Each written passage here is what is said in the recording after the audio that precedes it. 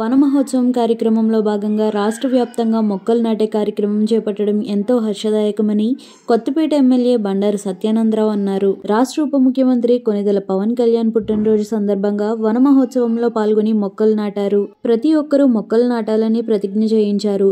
రావులపాలెం కొత్త కాలనీలో deputy CM Pawan Kalyan జన్మదినం వేడుకల్లో పాల్గొని కేక్ కట్ చేశారు. ఈ సందర్భంగా ఎమ్మెల్యే బండారు మాట్లాడుతూ వన మహోత్సవం సందర్భంగా ఈ రోజు రాష్ట్ర వ్యాప్తంగా మొక్కలు నాటే కార్యక్రమం జరుగుతుందని ప్రతి ఒక్కరూ మొక్కలు నాటాలని పిలుపునిచ్చారు. ఉప ముఖ్యమంత్రి పవన్ కళ్యాణ్ ఎంతో మంది మహానటులున్నా ఎవరికీ లేని ప్రజాదరణ, ఎంతో మంది అభిమానులను సొంతం చేసుకున్నారని కొనియాడారు.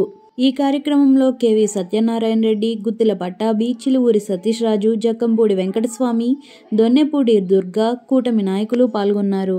ఈ రోజున వన మహోత్సవం పెద్ద ఎత్తున మన రాష్ట్రంలో మొక్కలు నాటే కార్యక్రమాన్ని చేపట్టడం చాలా హర్షదాయకం. గత తెలుగుదేశం ప్రభుత్వ హయాంలో 14-19 మధ్య కాలంలో ప్రతి సంవత్సరం కోట్లాది మొక్కలు నాటడం జరిగేది. గత ప్రభుత్వ వైసీపీ ప్రభుత్వ పరిపాలనలో మొక్కలు నాటే కార్యక్రమానికి ప్రాధాన్యత లేకుండా పోయింది.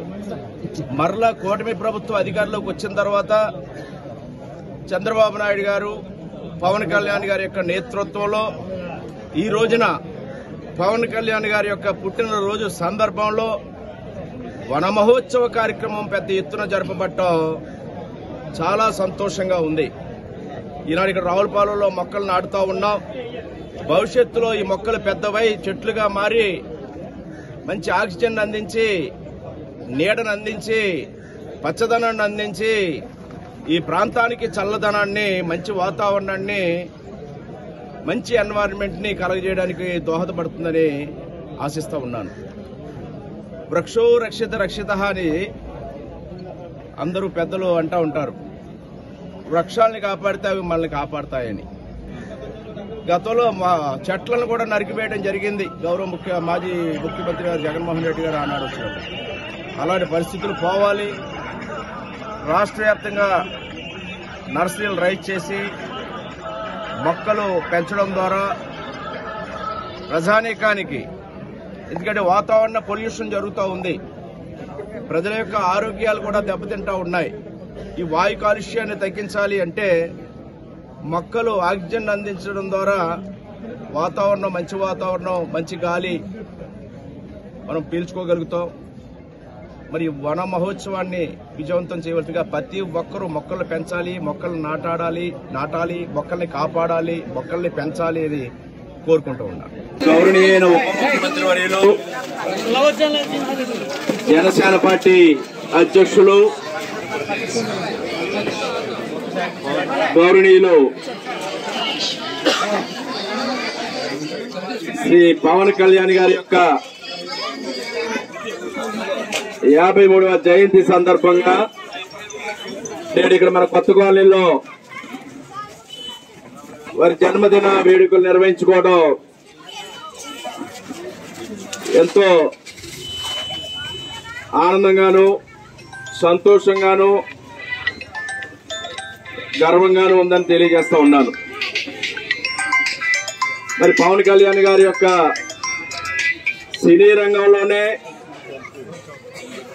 గతంలో ఏ నటుడు పొందినటువంటి ప్రజాభిమానాన్ని, అభిమానుల్ని సంపాదించుకున్నటువంటి నటులు ఎవరైనా ఉన్నారు అంటే అది పవన్ కళ్యాణ్ గారు. చాలా మంది మహానటులను మనం చూసాం. ఎన్టీ రామారావు గారు, అక్కినేని నాగేశ్వరరావు గారు, కృష్ణ గారు, శోభన్ బాబు గారు, చిరంజీవి గారు, ఎందరో, కృష్ణరాజు గారు, ఎందరో నటుల్ని మనం వారి యొక్క నటన ప్రతిభను, వారి యొక్క నటన అభిమానులుగా మనం బాలకృష్ణ గారు ఉన్నాం, జూనియర్ ఎన్టీ గారు, ఇంకా చాలా పెద్ద నటు, ఈ కాలపు నటులు కూడా. వారందరిలోనూ ఒక సామాజిక స్పృహతో ప్రజల కోసం, ప్రజలు బాగుండాలి, ప్రజల కోసం నేను ఎంతవరకైనా వెళ్తానో, ఏదైనా చేస్తానో, నా ప్రాణాలు సైతం అర్పిస్తానని ముందుకు వచ్చినటువంటి ఎవరైనా ఉన్నారు అంటే అది పవన్ కళ్యాణ్ గారు. అన్నిటికంటే సమాజం పట్ల స్పష్టమైనటువంటి అవగాహన, సమాజం పట్ల చిత్తశుద్ధి ఉన్న నాయకులు పవన్ కళ్యాణ్ గారు.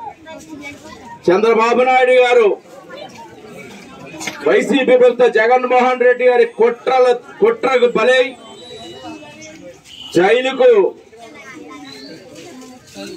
జైల్లో పెడితే హఠాత్తుని బయలుదేరి వచ్చి ఈ రాష్ట్రంలో జరుగుతున్నటువంటి దుర్మార్గాల్ని అంతం చేయాలని, ఈ అరాచక రాక్షస పాలనని రాష్ట్రం నుంచి తరిమి కొట్టాలని ముందుకు వచ్చి ఏ విధమైన భేషజాలు లేకుండా, ఏ విధంగానూ కూడా రాజకీయ ప్రయోజనాలు, వ్యక్తిగత ప్రయోజనాలు ఆశించకుండా నిర్ణయాన్ని తీసుకుని ఆనాడు ఈ అరాచక ప్రభుత్వాన్ని కూలదోస్తాం, చంద్రబాబు నాయుడు గారు మేమంతా కలిసి నడుస్తాం, కూటమిగా ముందుకెళ్తామని మోడీ గారిని కూడా కూటమిలోకి తీసుకొచ్చి ఈనాడు ఈ రాష్ట్రంలో ఒక ప్రజా పరిపాలన రావడానికి కారణమైన ప్రధానమైన వ్యక్తి పవన్ కళ్యాణ్ గారని కూడా నేను తెలియజేస్తా ఉన్నాను.